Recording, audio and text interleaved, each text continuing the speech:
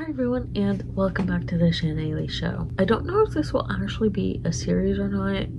I'm kind of tempted to make it a series, some sort of generic / general series related to my birthday, since this is my birthday month, but I haven't fully decided. But with all that said, let's get into this video. These are 15 books that I am recommending during my birthday month, for my birthday month. If you want to read any of the books that I have read and really enjoyed and loved, these are 15 books you can go to. Now, I was gonna have my usual stack or row of books behind me like I usually do in my book recommendations videos, but I was too lazy to pull books down, and then 3 of the books that I'm recommending kind of near the end are Kindle editions that I've read where I don't have the physical copies. So I was like, you know what, let's just show pictures of the covers. But with all that said, here are 15 books, as I've said, that I'm recommending during my birthday month that you can read. First up is The Hobbit by J.R.R. Tolkien. This is a book I feel like I don't talk enough about on my book socials like BookTok, Bookstagram, and BookTube, so we're throwing this one in here. Next up is The Lord of the Rings, all 3 books, but I'm recommending them as one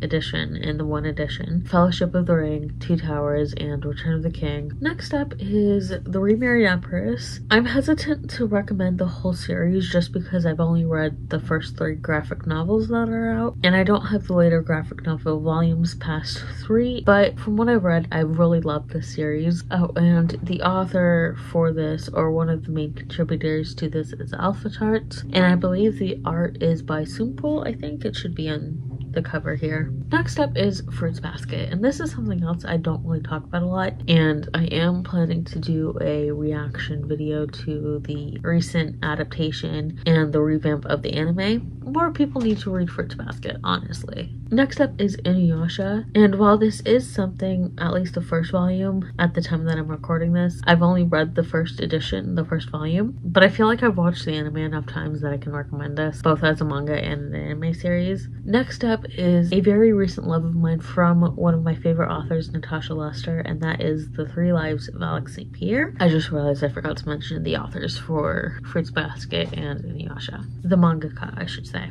Anyway, The 3 Lives of Alex St. Pierre, I love this book so much. I had been waiting for it for quite a few months before it was initially released, and I honestly cannot wait for the next book, which is The Disappearance of Astrid Picard. Next up is, I think it's book 12 in the Disney Twisted Tales series, and that is Almost There by Farah Roshon. I love this book so much. I love Princess and the Frog. It is one of my favorite movies ever, and just the fact that we got such a unique twisted tale about the story, it was perfect. Next up is Six Crimson Cranes by Elizabeth Lem. I'm also sort of recommending the second book, which is The Dragon's Promise, but at the same time, I can't really talk about that one too much. Not that I'm talking about any of these books really, but I just figured I'd recommend the first book because this was what really made me fall in love with Elizabeth Lem and her writing style and her story building and character building. Next up is Bravely by Maggie Stiefvater. This is another book that I need to talk more about on my bookish socials, but at the same time, I'm kind of surprised that it's not talked about a lot because Maggie Stiefvater is a very popular author. I just really love Brave, the movie, so much, and I loved this book so much.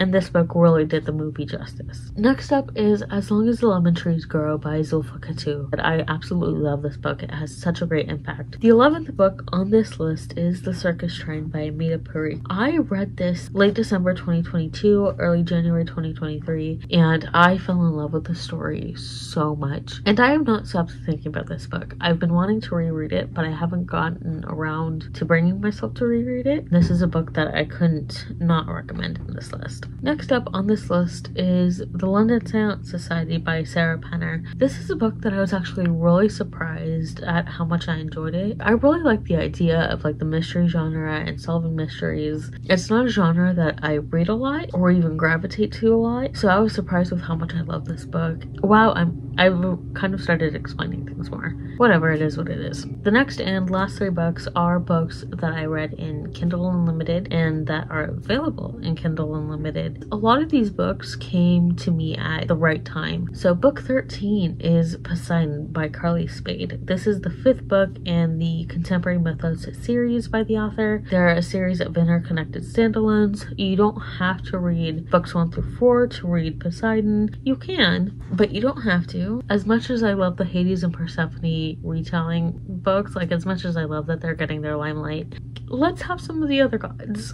Like Poseidon, like my boy Poseidon. He's my favorite god. I can't really explain why. I have my little, okay, I can't really show it very well, a little heart tattoo on my wrist with a little wave in it. And my next tattoo is going to be a trident. Also, side note, I don't know when I'm gonna get that trident tattoo. I just know it's gonna be my next one. Next up is Asterion by Alyssa Thorne. Again, this book kind of came to me at the right time. I initially read 3 other books later on in this overarching series of, what's it called? The Gods Universe, sorry. So I read the last 3 books within this series. The first 7 books are their own series called The Court of the Underworld, and then the last 3 books are their own separate trilogy, which I'll talk about next. This is the first book, as you can tell, of The Court of the Underworld, and this is a series where you kind of do need to read it in order. And then last but not least, I am recommending the whole Gods of the Duat trilogy, the last 3 books in the Gods Universe series, as one, because I can't talk about one without talking about